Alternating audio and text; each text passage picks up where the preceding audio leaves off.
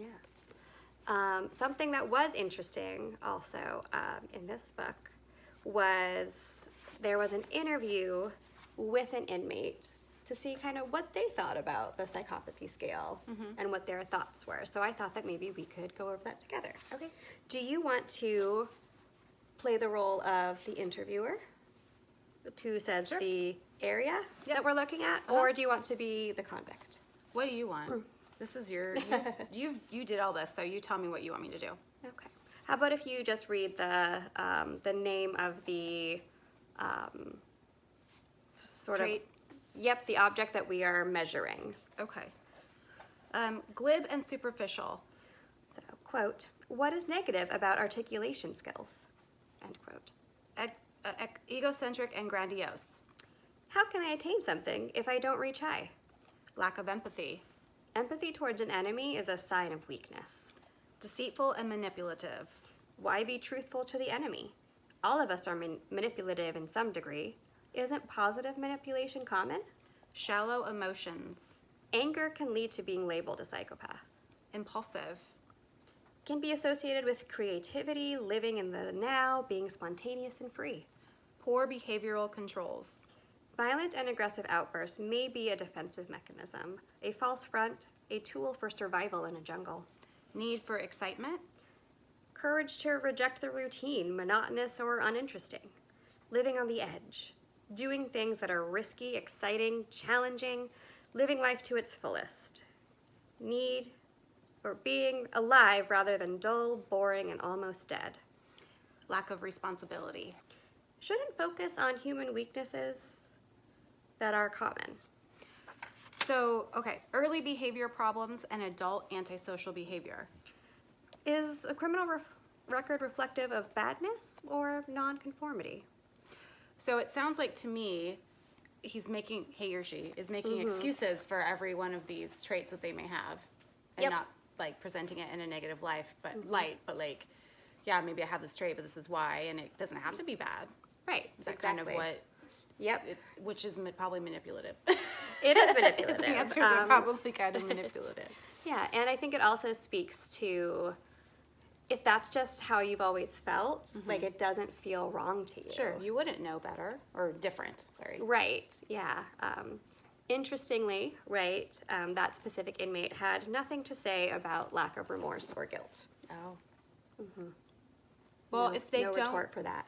If a person never feels guilt or remorse, they wouldn't even really know that they have a lack of it. Do you know what I mean? Like, right. Or, I mean, just inherently, that would be like, well, yeah, I don't have that. That's good. yeah, I know sometimes it seems like life would be easier with lack of remorse and guilt. Right, exactly. And it's so much easier to do things like manipulate others and lie and engage in criminal activity and all of these things if you don't feel bad about what you do. Yeah.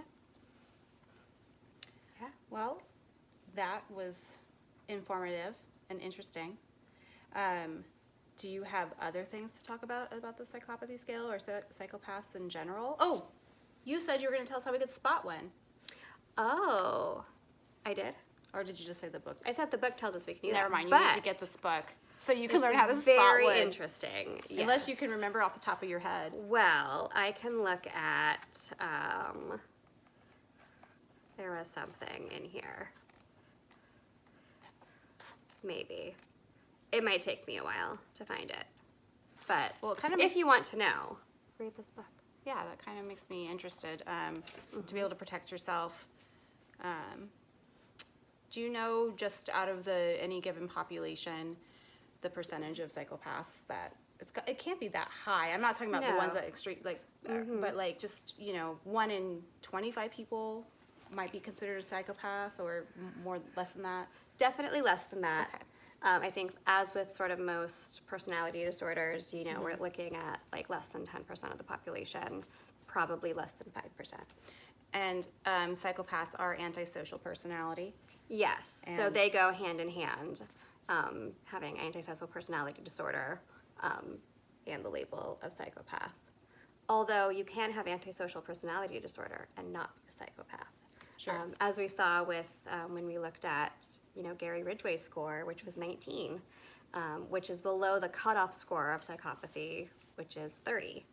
And yet he had antisocial personality disorder and killed. Like 60 people, something like Yeah. that. Mm-hmm.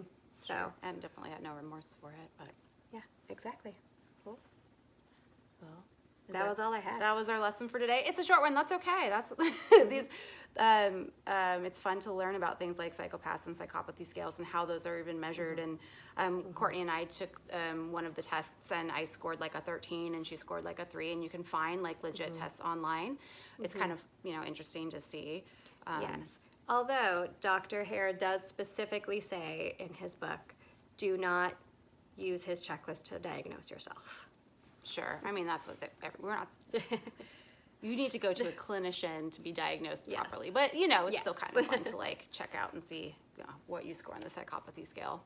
Right, yeah. It's a fun quiz to be like, oh, I wonder what...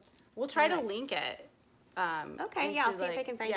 Yeah, we can find it again. We can figure that out. So, as with every time we do one of these things, give us ideas for video spotlights. They're stuff that's kind of interesting to us that we wanted to dive in more. But we'd love to hear from you if there's something you have particular interest in. Yeah, and if you have questions or comments or anything about what we talked about today, please leave them. Yeah. We want to hear them. That would be awesome. All right, everybody, keep listening. Please subscribe, tell your friends, all of that good stuff.